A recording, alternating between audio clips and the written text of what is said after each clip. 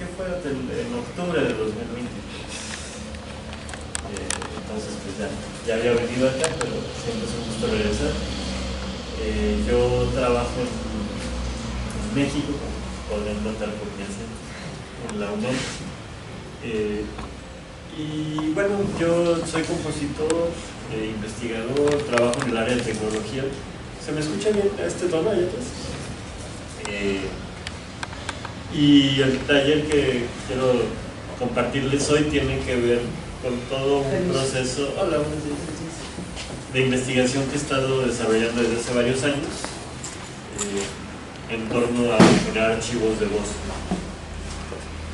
Pero bueno, Otto me compartió el programa de la materia. Sé que este es un espacio dedicado a discutir cuestiones vinculadas con paisajes sonoros. Y en ese sentido, pues les quería compartir algunas ideas sobre el tema de la cartografía. Al ratito nos vamos a presentar, va a ser muy participativo el taller. Realmente ahorita solo les quisiera dar una introducción para contextualizar, para abrir preguntas. Pero al ratito vamos a mover las sillas y ahí ya nos podremos presentar. Pero ahorita, sin nada más para hacer una especie de diagnóstico, ir escuchando nuestras voces, ¿quién podría compartirnos qué es una cartografía o qué entiende por cartografía? Así en palabras coloquiales. Mapas. Mapas. ¿La mapa y cartografía es lo mismo? No sé si es lo mismo, pero me lleva ahí directamente. ¿Y qué es un mapa?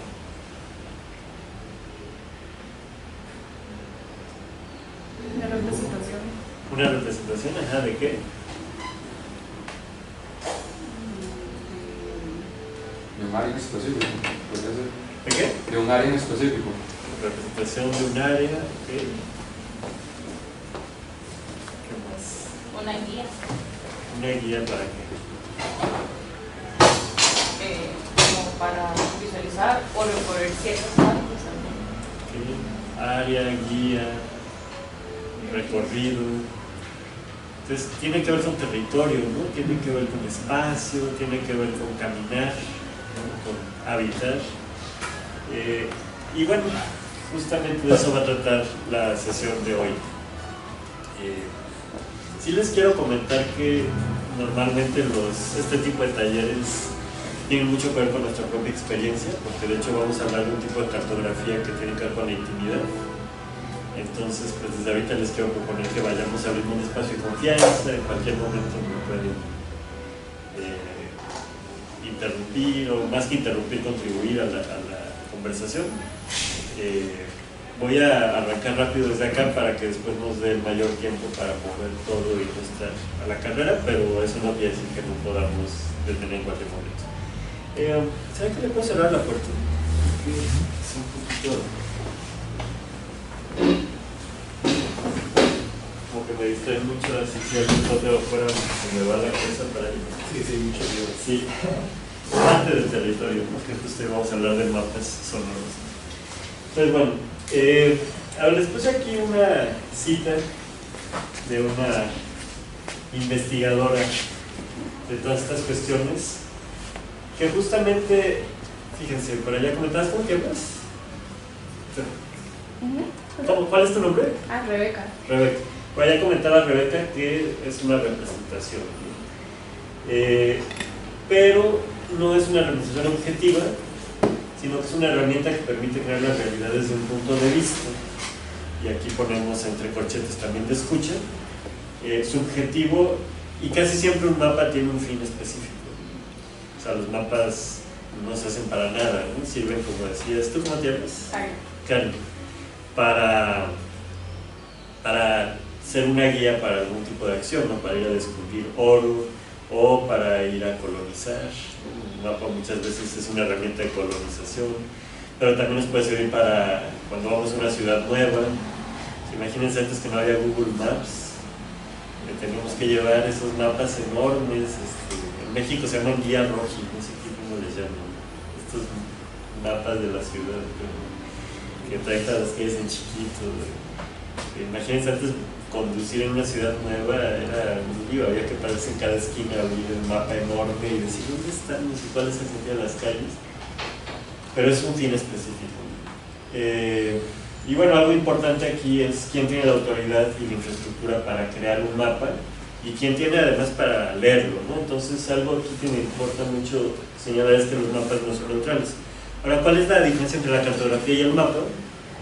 Vamos a plantear la cartografía como la práctica de hacer mapas, ¿no? Cartografiar es graficar, ¿no? un espacio, y el mapa lo podemos considerar como el producto terminado de la cartografía.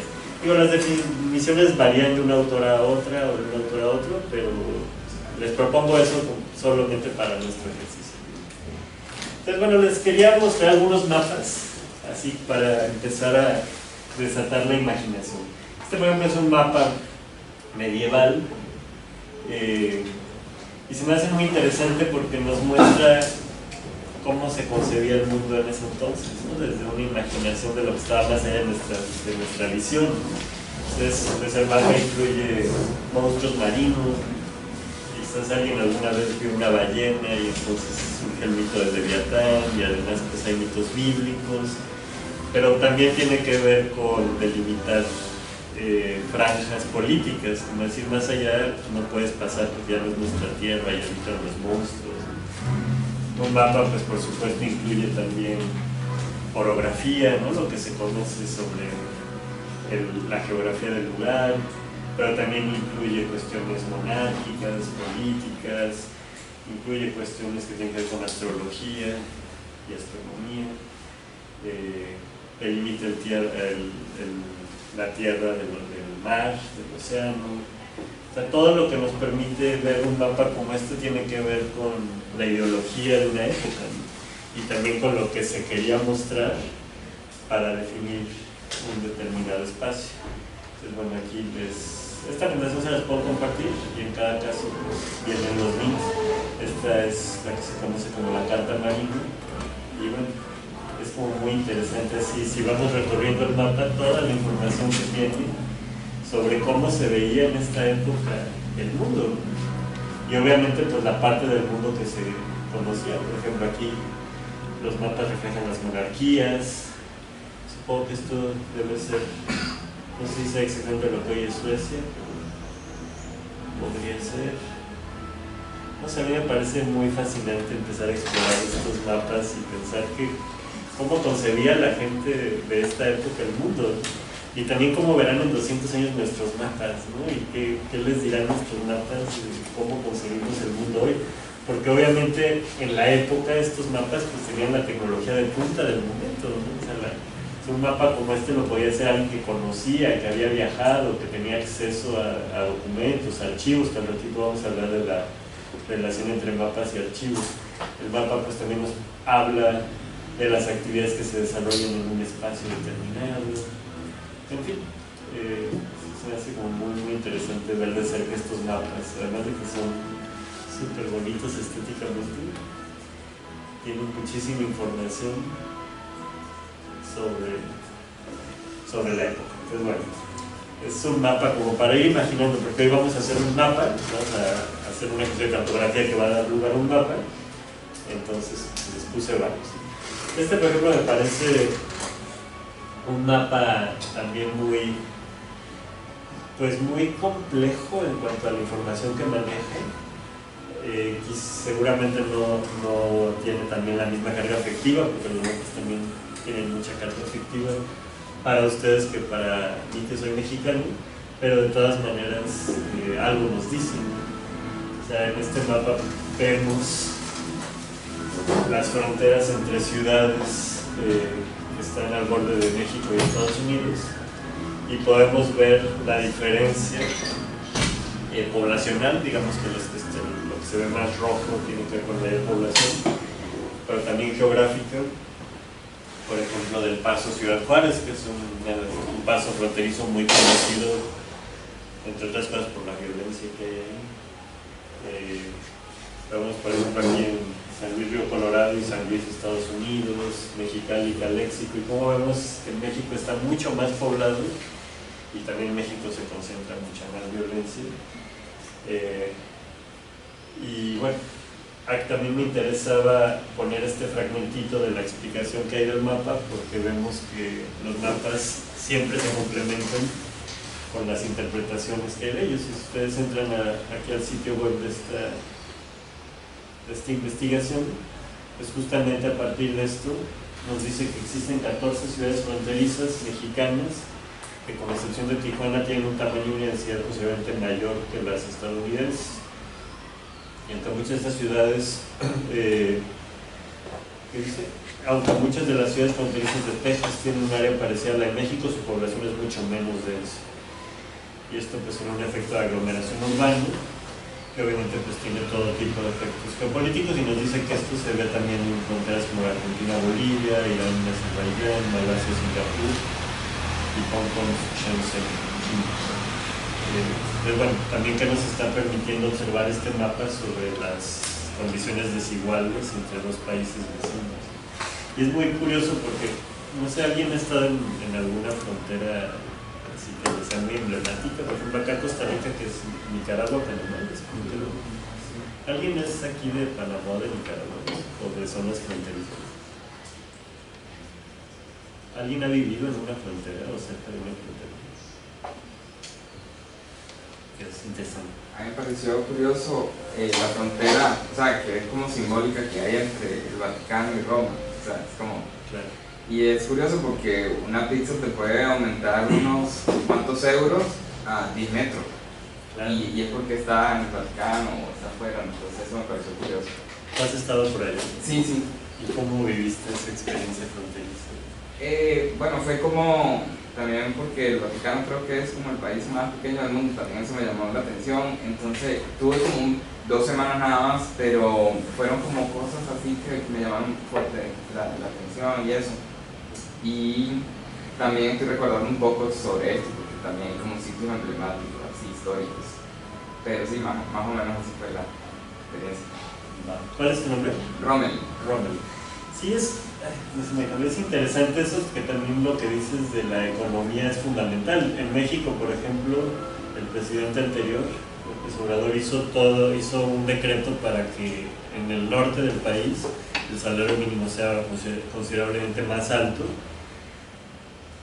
porque está esta cuestión, en el estado de Estados Unidos las cosas son más caras, o sea, la economía es distinta por lo que dices, ¿no?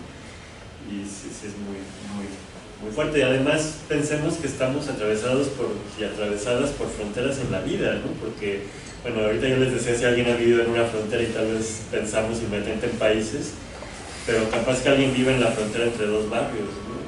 o entre dos cantones, aquí les llaman, o tal vez alguien vive incluso en la frontera entre, qué sé yo, tal vez alguien estudia en 2 carreras o está en 2 universidades, tal vez alguien tiene padres separados y entonces de alguna manera es una frontera afectiva. O sea, hay un montón de fronteras que en este caso pues hablamos de fronteras territoriales, nacionales, geopolíticas, pero que vamos a ir viendo que también se conecta con otro tipo de territorios. Por ejemplo, me parece un mapa muy complejo.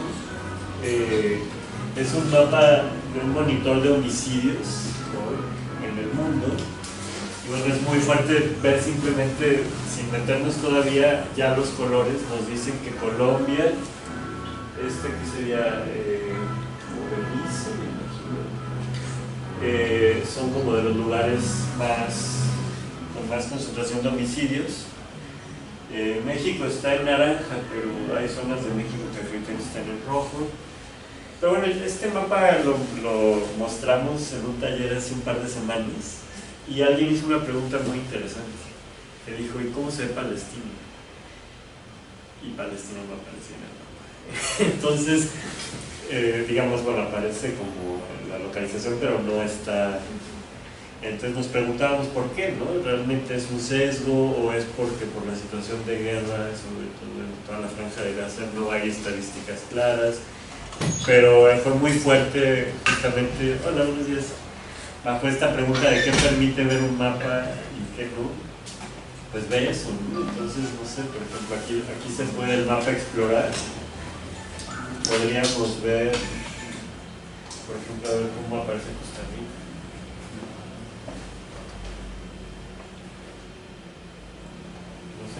no se encontraron resultados raros.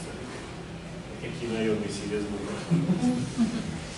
O sea, también esa pregunta de por, o sea, qué aparece y qué no, por qué, cuándo, cómo y quién se encarga de que unas cosas aparezcan y otras no. O sea, si ven, por ejemplo, México.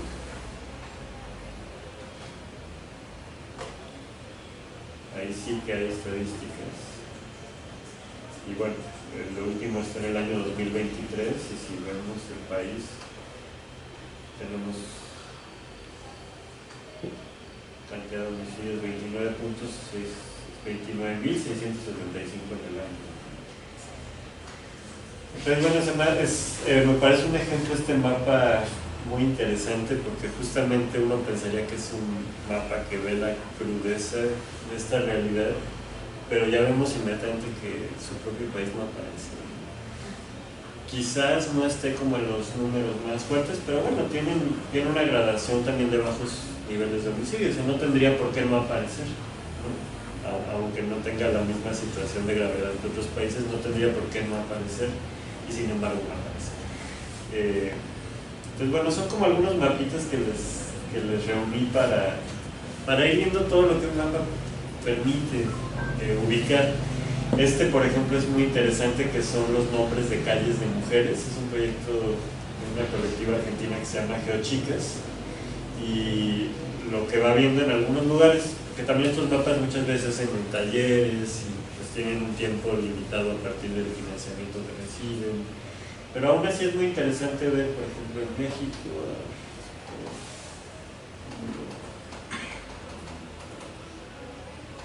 por ejemplo, en México solo está la Ciudad de México, y vamos a ver como los nombres de calles que se llaman como hombres, y la cosa es empezar a ubicar en amarillo las pocas calles que se llaman como mujeres, ¿no? Entonces vean, este mapa nos permite ver inmediatamente la desigualdad, y sin embargo estoy seguro que si lo hubieran visto hace 30 años hubiera sido incluso peor, porque ha habido mal, bien, un intento por tratar, pero pues si ven, la diferencia es muy grande. Y si vamos a ver Buenos Aires, cómo se ve, por ejemplo, entonces todo nos permite ver cómo son. Buenos Aires está peor. No. Sí, Buenos Aires tiene zonas enteras. En esta zona prácticamente no se ven nombres de calles de mujeres, salvo algunos que hay como dos chiquititos, ¿no? Que son tal vez callejones. Hay zonas que más, porque probablemente esto es como un circuito grande. Pero bueno, entonces estos mapas nos hablan de toda una complejidad social, y algo interesante es que de golpe de vista nos permite, o sea, no solamente tener una información, no sé si les pasa que al ver sentimos cosas, ¿no? Como que tal vez si viéramos las estadísticas en números, pues obviamente nos generaría algo, pero a veces la imagen, incluso el diseño del mapa, inmediatamente nos genera una emoción, que es parte de lo que interesa problematizar. Y bueno, este mapa me parece interesante, lo encontré por ahí buscando en la web, y es un mapa de una investigación sobre una cartografía emocional del corazón de una mujer de 1830. Entonces bueno, se hizo todo un trabajo como de etnografía histórica a partir de documentos, y pues se llegó a esta imagen, ¿no? Yo no conozco los detalles de cómo se hizo la investigación, pero me imagino que es a partir de cartas, a partir de archivo, y pues se consideró que así estaba distribuido el corazón de una mujer promedio, muy probablemente de clase media alta, porque seguramente son quienes dejaron documentos suficientes. Estoy especulando porque no conozco los detalles de la investigación, pero me pareció muy interesante la representación, que obviamente no es para nada objetiva. Entonces pues se considera que este corazón promedio tiene como toda esta región de coquetería, esta de sentimentalismo, esta de amor por los vestidos, lo cual pues ya nos habla de un sesgo clasista muy evidente, amor a la admiración. Y bueno, o sea, como que apenas lo encontré ayer, estaba como viendo algunas cosas nuevas para complementar la presentación. Entonces no lo estudié a detalle, pero me pareció, esta es la Tierra del Olvido. Este es el mar de la salud. Entonces, bueno, cómo se representa esto y cómo la investigación que está detrás se condensa en esta imagen del corazón de una mujer de 1833. Yo supongo, por el año, que debe ser de una mujer en particular, o de un grupo de mujeres quizás, pero así sea de una mujer particular. Lo que me parece muy interesante es la forma en la que se está representando y cómo este mapa nos permite ver un montón de distribución de economías, de afectos, política, por supuesto. No sé, por ahí no se ve la familia como tal, quizás una mujer que no sé si es idea mía, pero no veo nada relacionado como trabajo o a cosas por el estilo. No me parece sorprendente, pero sí me resuena que no veo nada como fuera como de lo personal, digamos. Claro, sí, las pirámides del amor, así parecería como una mujer que vivió muy despreocupada, que tuvo como mucha, y que quizás no tuvo familia, o sea, bueno, que no se casó y tuvo hijos. Ahí abajo dice discrimination. ¿Dónde? Abajo, a la derecha. Sí, aquí, ¿verdad? Un pedacito ahí de su corazón. Y bueno, aquí la página web permite como ver a más detalle, pero sí como investigación me pareció muy interesante, ¿no? Como pensar a dónde nos lleva esto, no sé. Aquí les voy a dejar el link por si ahí lo quieren revisar con más detalle, para también tener más información. Por ejemplo, este mapa me gusta mucho, se llama Clearing the Map, que es un mapa que es colaborativo, donde se lanzó una convocatoria enorme, donde la gente que pues, se identifica con algún ámbito de la comunidad LGBT, o que se identifica con la noción de queer, marca alguna historia, pues en general de relaciones sexoafectivas disidentes, entre comillas. Y bueno, justo cuando me mostraron este mapa yo me preguntaba cuánto financiamiento tuvo y qué tipo de campaña hizo, porque para hacer un mapa colaborativo logró una densidad de participación enorme. Seguramente tuvo ahí alguna campaña muy grande. Y algo que se me hace interesante es como cuando en los mapas tenemos demasiados marcadores, el mapa mismo, el territorio se va borrando en la representación. Pero también en sus representaciones mentales, cuando tenemos demasiada información en la cabeza, se nos va olvidando, se nos confunde. Y bueno, por ejemplo, si uno le pica a cualquiera, bueno, este es el lugar donde conocí a mi primera novia y tuve mi primer beso con una chica en un un cuarto de arte, una galería o algo así. Mi primer beso hace 16 años. Y son como testimonios que la gente va poniendo y que bueno, me parece muy bonito porque algo que muestra es que la idea del heteronorma pues es totalmente una ficción, ¿no? O sea, el mapa, porque obviamente es una muestra muy chiquita de una población, pero ya esta muestra pequeñita nos permite ver un montón de cosas. Creo como que el internet no me está jalando mucho. Y luego justo nos preguntábamos qué pasa con las que están en el mar, ¿no? Pues siempre son cosas que ocurrieron en un barco. Sí, está un poquito pesada esta página, pero bueno, igual ahí se los dejo. Y bueno, ya para ir entrando en el tema de las cartografías afectivas, les quería platicar de un proyecto que se llama GeoBrujas, que hacen talleres, pues no de todos similares, pero un poquito el taller de hoy está inspirado en lo que yo he escuchado de este colectivo, que tiene que ver con cartografías afectivas. Aquí les puse y del cuerpo también, un fragmentito de una descripción que tienen de un taller, donde nos dicen: bien sabido que la cartografía se encarga de reunir, realizar y analizar datos de regiones de la Tierra para representarlos gráficamente.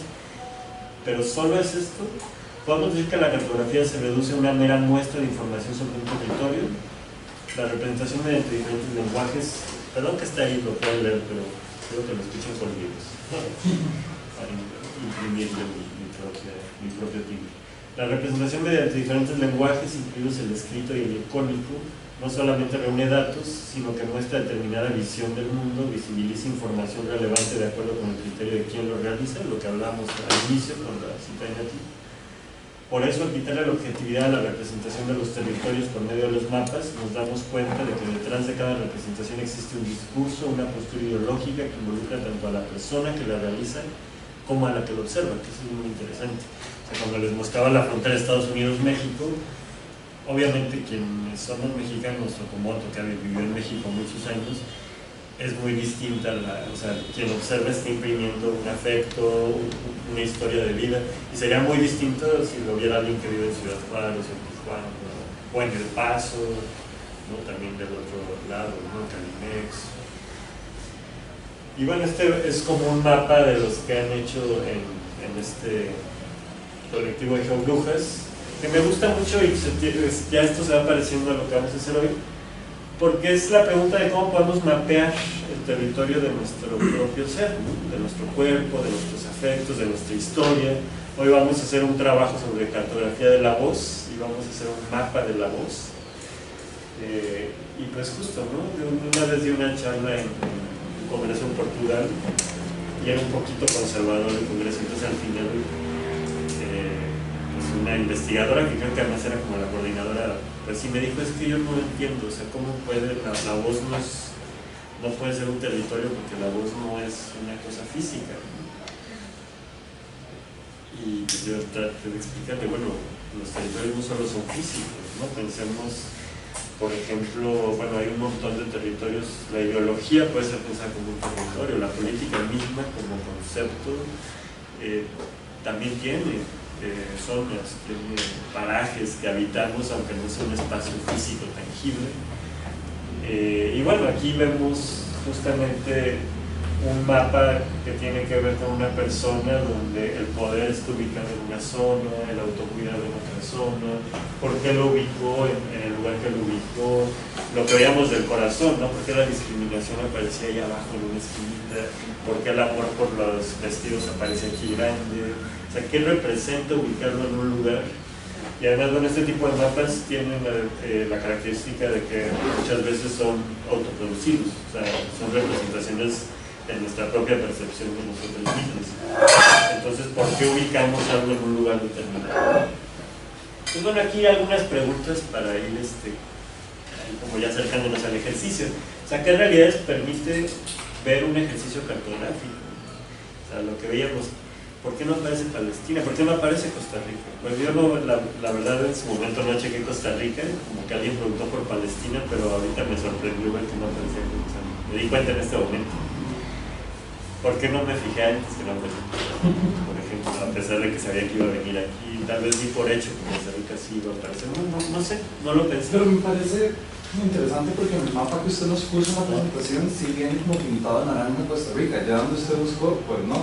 Pero sí venía pintadito de naranja. Capaz que fue un error mío al tipear o no seleccioné bien. No sé. Pero sí venía. Como es una imagen que nos puso, sí venía. Eso es muy interesante observación porque capaz que no fue un problema ni siquiera del mapa, y ni siquiera de mi interpretación, sino de mi torpeza al momento que también tiene que ver como qué puede hacer un mapa accesible, ¿no? Qué conocimientos y destrezas se ocupan para leer un mapa. Mira qué interesante esa observación.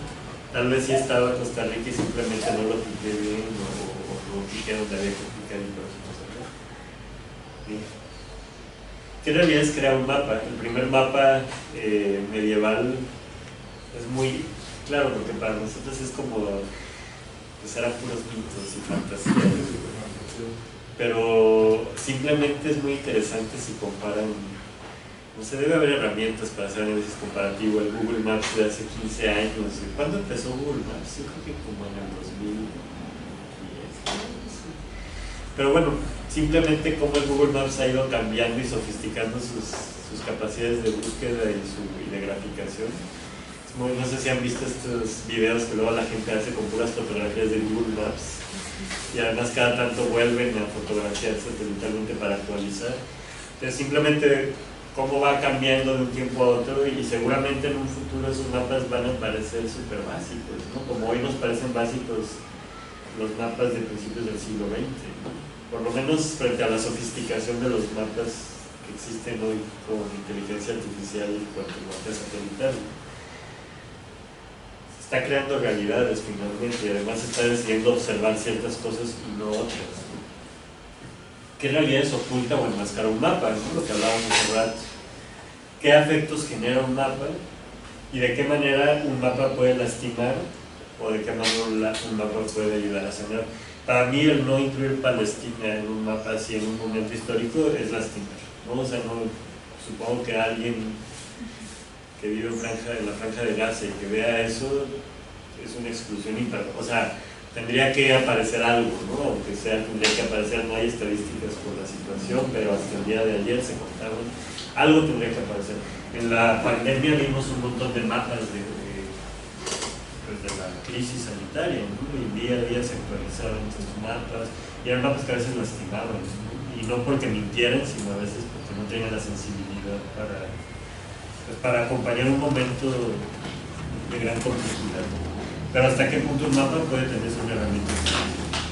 Y finalmente, ¿qué pasa con la cartografía sonora? Porque hasta ahorita hemos visto mapas, pero es muy bonita la metáfora detrás del concepto de paisaje sonoro, porque es como decir que este paisaje, el landscape, ¿no? El paisaje de la tierra, el landscape, pues tiene su correlato en el soundscape, ¿no? Un territorio sonoro. Y pues les quería mostrar solamente un par de mapas que se centran en el sonido. Este es un mapa que hizo un estudiante allá en México, que hizo su coasesor, se llama Humberto Muñoz, y fue muy bonito. Él quería entender mejor cómo funcionan las luchas de poder sonoro, territorio sonoro en el centro de la Ciudad de México. ¿Alguien ha ido a la Ciudad de México? ¿Y qué te parece? ¿Cómo te llamas? Diego, ¿qué te parece? Acabo de escribir en febrero. Ah, recién. Sí, me encantó. O sea, sí, todo. O sea, desde lo más sencillito, como las casas, y los barrios chiquititos, hasta lo masiva que ya es la ciudad en sí misma. Impresionante. Y bueno, a mí me encanta la lucha libre, entonces fui a ver la arena, entonces pues, también eso fue todo otro viaje maravilloso, pero sí, en general. ¿Y estuviste en el Zócalo? Sí, pero muy breve, un ratito. O sea, fuimos un día y fue un momentito nada más. ¿No te tocó estar domingo a mediodía? No, domingo fuimos. Es muy complejo, pero eso está llenísimo y todo. Muy lleno, y hay mucha gente vendiendo cosas, comercio informal, supraformal, infraformal, metaformal, o sea, todo lo que puedan imaginar. Y entonces, bueno, lo que hizo Humberto fue un mapa a partir de una metodología que se llama efectos sonoros, que es una metodología ahí que cruza antropología con sociología. Él le llama estas derivas psicogeográficas, donde él iba caminando, iba grabando, obviamente escondidas, porque ya si ven que estás grabando te van a quitar la cámara. Bueno, sobre todo fue sonido. Aquí muestra los recorridos que estuvo haciendo.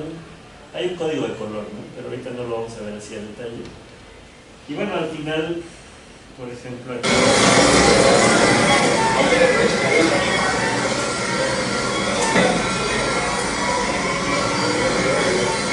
Este es un día tranquilo.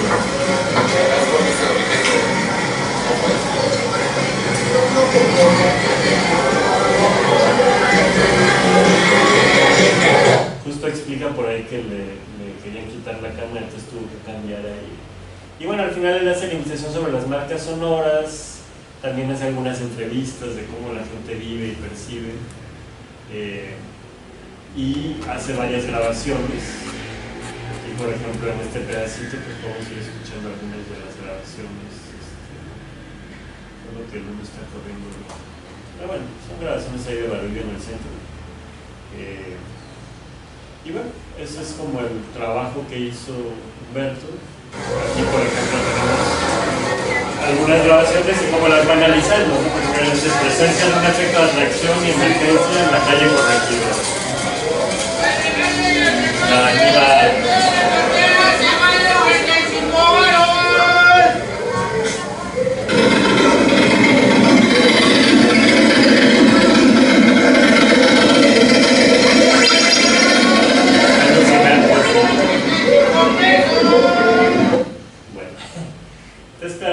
caso lo que vemos es ya la investigación vaciada, pero él fue creando primero un mapa para él recorrer una guía justamente, y después fue ubicando todos esos sonidos y dándoles una interpretación.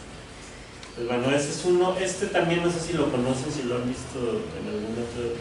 Este es un audiomapa que se desarrolló por un colectivo que se llama Sonami, que está en Valparaíso, Chile.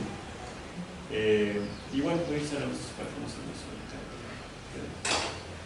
Y aquí en el audiomapa, la gente, de hecho ustedes podrían hacer eso. No sé si otro tenga contemplado hacerlo en algún momento del semestre, porque a lo bonito de este mapa es que uno mismo y una misma puede subir audios, es colaborativo. Y bueno, muchas veces vemos que hay algunos muy concentrados porque seguramente se hizo un taller ahí o algún seminario, hubo alguna actividad coordinada, pero hay unos que están como sueltos, y pues en cada caso lo que escuchamos es un pedacito de sonido.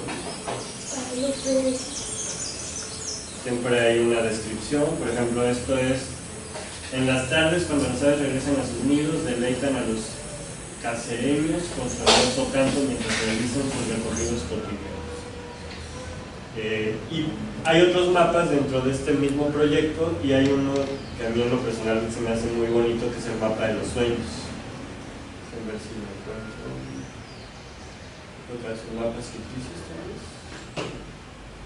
Este es el mapa de los sueños sonoros, donde cada uno es un sueño. Hace unos días tuve un sueño florido. Caminaba en una ciudad antigua que no conocía y me veía las manos, eran deformes. Entonces me daba cuenta de que estaba soñando y decía: quiero escribir un poema. De mi mano izquierda comenzaba a brotar una luz que se desarrollaba ahí mismo. De repente mi cuerpo empezaba a levitar y cantaba. Había muchas personas alrededor cantando también. Las personas que estaban ahí me veían y yo las reconocía. Conocían las palabras, era un himno. Nos mirábamos a los ojos fijamente, reconociéndonos. Pero cuando conocí este proyecto, o sea, conocí el anterior, pero cuando vi que subieron del mapa, me pregunté, ¿no? O sea, ¿por qué el mapa de los sueños lo ponen así como nubes con cielo, ¿no?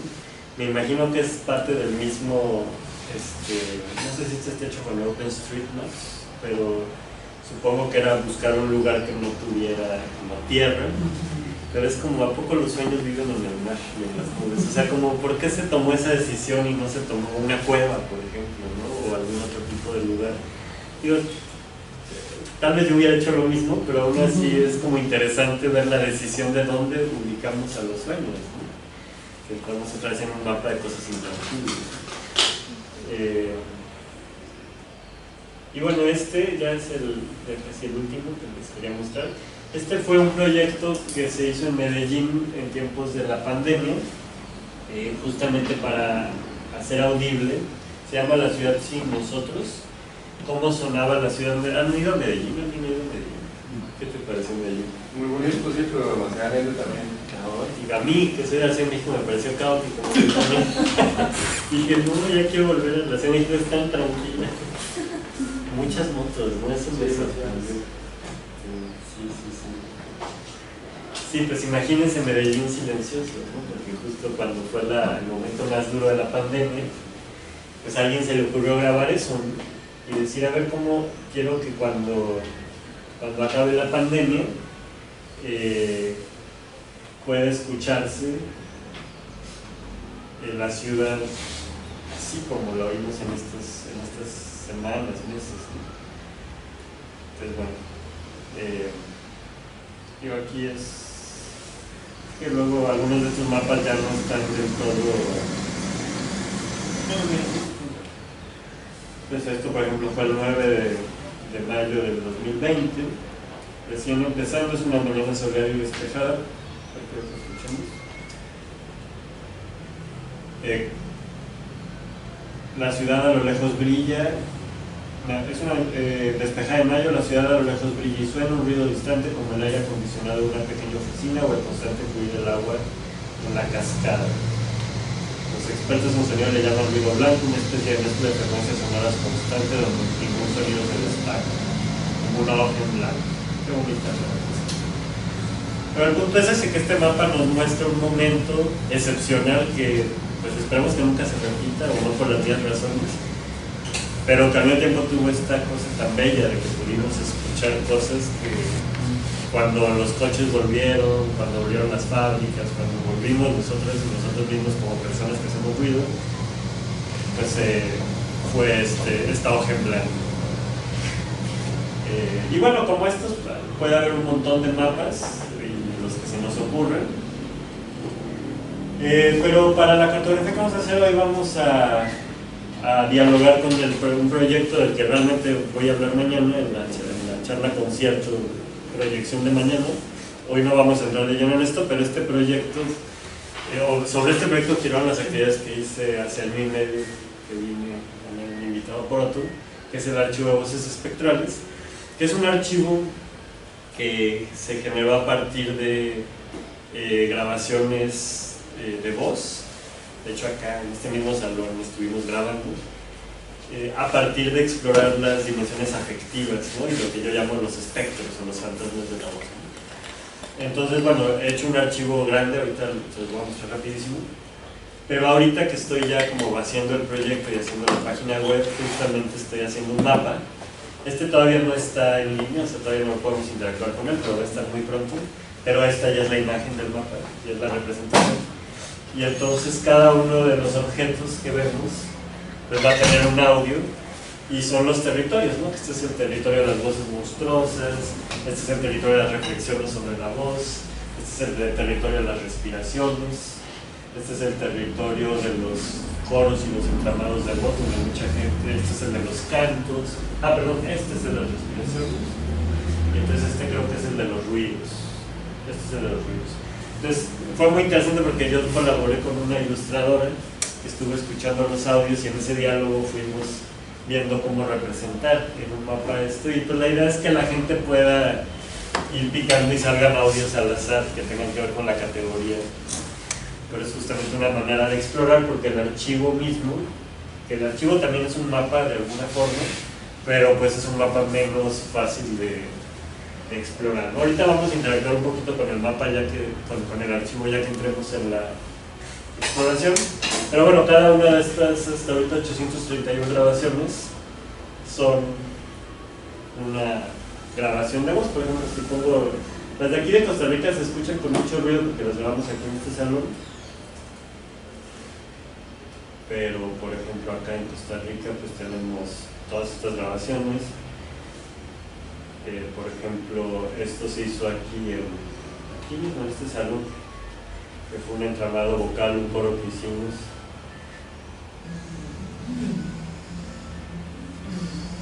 Esto se hizo en la sesión de clausura del taller, que ese taller duró 3 días, la 3 sesiones.